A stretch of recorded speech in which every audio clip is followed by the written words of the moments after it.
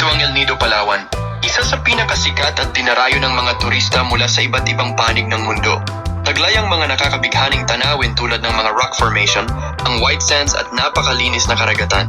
Tara, ating panoorin ang video na ito upang iyong mapagmasdan ang tunay na kagandahan ng kalikasan ng El Nido at upang makita ang mga kaganapan sa buong 4 na araw ng aming paglilibot dito sa Palawan.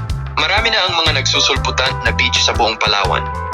Ang lahat ng mga ito ay garantisadong napakagaganda. Ngunit para sa akin ay ang El Nido ang pinaka-the best na destination. Ano-ano nga ba ang mga activities na maaring paglibangan dito sa El Nido at bakit ito ang pinakasikat ngayon para sa mga turista? At kung naghahanap ka ng magandang lugar para matanggal ang stress mo or pang-romantikong lugar, tamang-tama ito para sa iyo. Simulan natin ang mga kaganapan sa unang araw ng aming 4 days 3 nights dito sa Palawan. Mas gusto namin ang magpabook sa isang agency na kompleto na lahat ng package. Dito kami sa Puerto Princesa Airport nag-arrive. Paglabas namin ng airport ay naghihintay na sa amin ang agent ng hotel para kami dalhin sa El Nido. Halos 5 oras ang biyahe mula Puerto Princesa to El Nido. Pero may designated area to stop para mag-lunch. At affordable naman ang prices ng food nila. Pagdating namin sa hotel ay nagpahinga muna kami ng ilang oras. At saka kami nagpunta sa isang sikat na white sand beach dito sa El Nido, ang Vanilla Beach. 150 pesos ang bayad sa tricycle papunta dito. Free entrance sa resort na ito at talagang mag-i-enjoy ka sa ganda ng tubig. Isa itong open area para sa lahat ng turista. Sa bukana pa lang ng resort ay marami ka nang makikitang souvenir shops, massage, and spa salon. Picture-picture muna kami bago naligo sa dagat. Maganda ang lugar, tahimik, at kung mahilig ka sa sunset view, pwede mo din makita dito. At ayon sa mga taga rito, ay perfect daw ang sunset view dito sa Vanilla Beach Resort. Hindi na namin hinintay ang sunset dahil bumalik na kami sa hotel. Lumabas na kami para mag-dinner. Naglakad lang kami para makita din namin ang lugar ng El Nido sa gabi. Hindi na rin mahirap maghanap ng pwedeng makainan. May international food na din at local food. Depende na lang sa'yo kung ano ang gusto mo. At sa dami ng restaurants ay hindi kami agad makapag-decide kung anong kakainin namin. Hanggang sa napagkasunduan namin na seafoods na lang ang o-orderin namin. Sa second day naman namin ay island hopping ang activity namin. 8 o'clock AM kami pinick up ng agent namin at dinala kami sa waiting area na kung saan kami sasakay ng bangka. Tour A ang pinili namin. 5 islands ang destination namin sa tour na ito. Kabilang sa tour na ito ang snorkeling, the Seven Commando, the Secret Lagoon, Shimizu Island na kung saan kami hihinto para mag-lunch. Included na din ang lunch sa package tour na ito at ang Big Lagoon. Habang naglalakbay na kami patungo sa unang destination namin, ay mayroon munang maikling orientation mula sa aming lifeguard. Sila ang mga lifeguard na kasama namin sa buong araw ng island hopping. Sinabi sa orientation na ito ang mga dapat at hindi dapat gawin at mga regulation na ipinapatupad dito. Required dito na magsuot ng aqua shoes at goggles dahil hindi masusulit ang ibinayad mo sa tour kung wala ka ng mga ito. At sila din ang magsasabi kung ilang oras ang ibinibigay nila sa bawat paghinto sa isang isla. Unang destination namin ay ang snorkeling area. Iba't ibang uri ng isda ang makikita dito. May mga kanya-kanyang kulay. May malalaki at maliliit na isda. Mga corals na talaga namang mabibighani ka sa kagandahan nito. Nag-enjoy talaga kami dito. Next stop namin ay ang Seven Commando. Isa itong mala Virgin Island sa ganda. Puting-puti ang buhangin nito at napakalinaw ng tubig. May picture pa kami nito para naman may souvenir kami. Sayang wala akong drone shot para makita ang kagandahan ng buong isla. Third destination namin ang Secret Lagoon. Medyo nahirapan kami puntahan ito dahil mabato at maalon daw ayon sa mga lifeguard. At kailangan namin ilubog ang ulo para makapasok sa loob ng lagoon.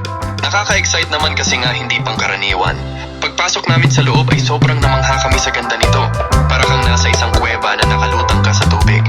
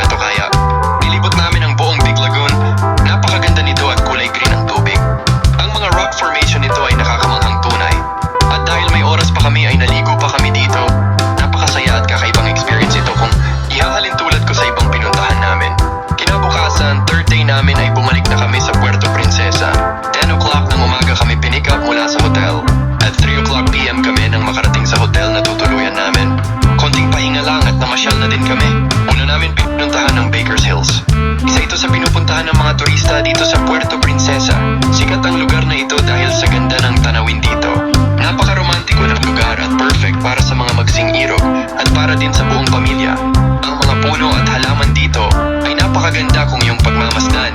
Hindi ka magsasawang mag-picture taking dahil bawat anggulo ng lugar nito ay maganda at tamang-tama para sa buong barkada. Sabi nga ng ibang nakapunta na dito ay mas magandang ang lugar na ito kung sa gabi ka pupunta. Dahil sa setup ng mga ilaw dito, masisiyahan ka daw talaga. Pero hindi na kami nagpaabot ng dilim. Bago ka mag-exit ng Baker's Hills ay madadaanan mo ang kanilang mga produktong pangpasalubong. Mga kakanin nito. Masarap lahat ng mga produkto nila. Ang sikat na sikat nilang hopya at iba pa. Pagkatapos ay nagtungo kami sa isang kilalang pasalubong center. Pero hindi na kami gaanong nagtagal doon. Dahil halos pareho lang ng mga nabili namin doon sa El Nido. At saka kami nagtungo sa isang kilala din na restaurant dito sa Puerto Princesa. Ang Kuya Joel Restaurant. Kailangan munang magpa-reserve ng date kung kakain ka dito. Kaya tinawagan pa namin ang agency para kami ipa-reserve dito. Pagpasok namin sa restaurant ay magtatanggal ka ng shoes or sapin sa paa. Pero in fairness naman ay sobrang kintab ng sahig nila. Nilibot namin ang buong restaurant at syempre nag-picture taking din. Masarap ang mga pagkain na in-order namin. Nasiyahan ang mga kasama ko at sobrang nabusog sila. At pagkatapos ay nagtungo kami sa Puerto Princesa Boulevard para mag-relax sa tabing dagat. Marami din palang makakainan dito at pwedeng mag-happy-happy din. Kinabukasan ay maaga kaming nag-ayos ng mga gamit at pasalubong. Hindi na kami nakapamasyal sa 4th day namin. Bitin pala ang 4 days na gala